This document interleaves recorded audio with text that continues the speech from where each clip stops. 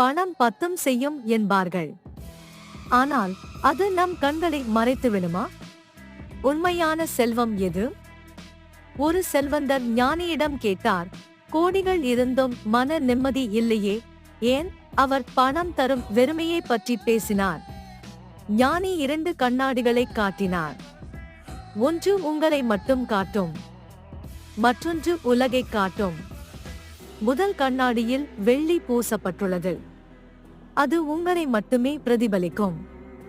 பணம் அந்த வெள்ளி போன்றது என்றார். பணம் வரும்போது நாம் நம்மை மட்டுமே பார்க்கத் தொடங்குகிறோம். உலகையும் மற்றவர்களையும் மறந்து விடுகிறோம். பணம் வசதியை தரும், ஆனால் மனதின் பார்வையை மறைத்துவிடும். பணம் ஒரு கருவி மட்டுமே. அது உங்கள் மனதை மூடிவிட அனுமதிக்காதீர்கள். உங்கள் பார்வையை விரிவுபடுத்துங்கள்.